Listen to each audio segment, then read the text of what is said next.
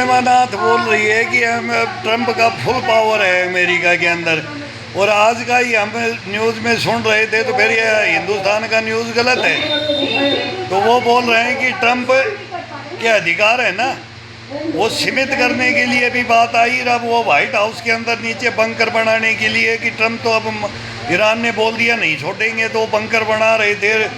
Dining hall और badminton बोले इसमें ये होगा, उस पे पूरे पे वो जेसीबी मशीनें लगा करके व्हाइट हाउस को साइड में वो भाई फिर दोबारा से तोड़ के बनाने का, कहीं क्वार्टर थे क्या थे वो तोड़ फोड़ के तो बनाते हैं, सब जगह बनाते हैं। तो उसके ऊपर तो बैन लगाया है कि 3 महीने के अंदर जवाब दो, का अकेला डिसीजन नहीं ले सकता है। तो पूर्णिमा दास भी आप गलत बोल रहे हो, या तो फिर अमेरिका से न्यूज़ गलत आ रहे, नहीं तो आज ही हाई कोर्ट ने फटकार लगाई है अमेरिका की। डेमोक्रेट्स में, रिपब्लिकन में, इनमें में सारा ये आपस में चल रहा है।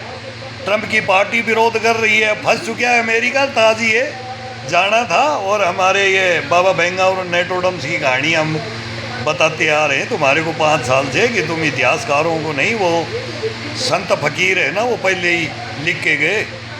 वो जो हमारे बोलते हैं ना कि हिंदुस्तान के अंदर कौन है, तो हमारे भी लिख के गए हैं। पता नहीं क्यों कौन से टिल्ले में कौन से देवी देवता आकर के बताते कलयुग के अंदर क्या होगा, किसकी पूजा होगी, कौन नहीं करेगा वो बर्बाद हो जाएगा।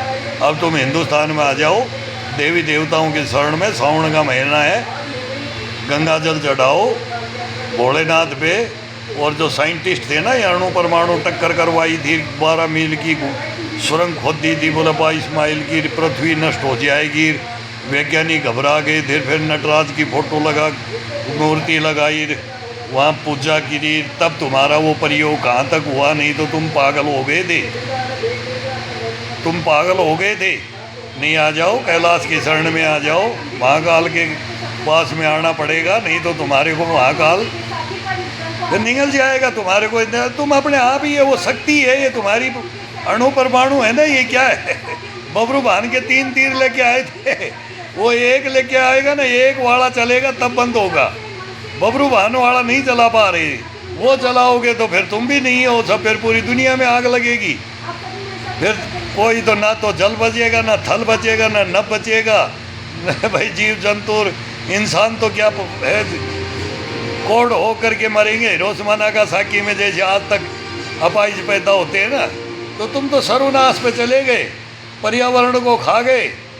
और ये पहले भी जीवन जिया, हम भी 65 साल के हो गए। वो 80 का दशक था, 80 के बाद में बारिशें बंद हो गई, मौसम परिवर्तन हो गया।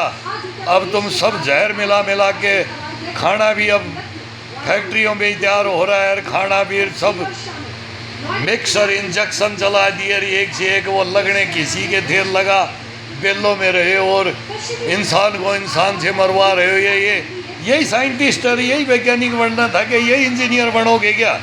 कर दिया ना बर्बाद, इस पृथ्वी को करोगे, ये बचेगा नहीं। अब ये पृथ्वी, इस पे कोई नहीं बचेगा। डायनासोर काल में नहीं, अब ये कलयुग है, कलयुग का में अंत होगा ना, तो ये सतयुग, द्वापर, त्रेता और कलयुग, और फिर दोबारा से स्टार्ट हो जाता है। फिर वो आदि मानव का तो हवार क्या क्या बताओगे कि भाई हमारे पुरखे बोला लो युग, पाषाण युग और हिम युग और जुरासिक काल, और फिर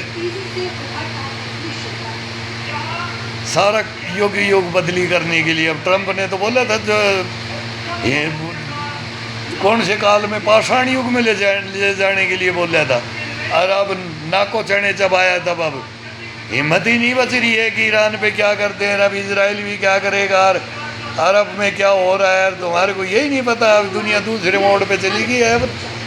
अब अमेरिका भाग नहीं सकता है, अमेरिका को लड़ना ही पड़ेगा, चाइना से तैयारी करेगा और ये हार मान के चला जाएगा। ईरान विनर हो गया, अब ये ना तो ईरान लड़ेगा और ना इजराइल लड़ेगा, तब समझौता होगा और अमेरिका हट जाएगा। ये इजराइल के कहने से आ गया, लेकिन इनकी भी तनातनी है ना, हमारे पाकिस्तान की है, हमारी है, दक्षिण कोरिया की उत्तर कोरिया से है, और फिर यूक्रेन नाटो में जाना चाहता था तो वो रूस से है। और ताइवान की, चाइना की है, ये तो होने हैं। और फिर बादशाह को तो बीच में आना ही पड़ेगा, और बादशाह की टोपी अब रहेगी नहीं, बादशाह की तो पोल खुल गई। इनके सैनिक तो अब वो रूजवेल्ट आ रहा है सपोर्ट में, भाई वो इब्राहिम लिंकन में क्या ये बता देंगे। और हम बोलते हैं ये तो सेक्स वर्कर भी मांगेंगे, इनकी फौज थोड़ी है। ये कभी जीते नहीं है, वियतनाम से नहीं जीते, ये अफ़गानिस्तान में नहीं जीते, ये हिंदुस्तान से नहीं जीते, पाकिस्तान में भी ये नहीं जीते, पाकिस्तान में भी तो इनकी सपोर्ट रही है, हमें नहीं जीतने दिया अमेरिका को। और फिर इराक युद्ध में वो सद्दाम को लेकर के फिर आज तक अशांति है सभी देशों में। कहाँ इन्होंने युद्ध जीता है? युद्ध नहीं है, हथियार बेचे हैं। ये वो अमेरिका फर्स्ट वाली कहानी कि व्यापारी है ट्रम्प, कोई राजनेता नहीं है। जेलेंस्की की वजह से ऐसे आ गए ना, ये नेता नहीं है, बर्बादी को ओढ़ने के लिए आ गए। अमेरिका का ताज एक नंबर था वो छिन जाएगा। और अब रूस और किंग जोंग, चाइना और हिंदुस्तान। तो मैं पहले से बोल रहा था हिंदुस्तान का नाम हम कहाँ लेते हैं? ईरानी, पठानी, सूडानी और हिंदुस्तानी कभी नहीं हार सकते हैं, अमेरिका सोच ले। तुम हमारे ऊपर ही डंका बजाया सेकेंड वर्ल्ड वार में, इसमें फर्स्ट वर्ल्ड वार बगैर हिंदुस्तान की सेना से तो लड़ाई तुम्हारी वर्ल्ड वार नहीं हुई। हमें नहीं जानते, तुम नहीं जानते, पूरा विश्व जानता है।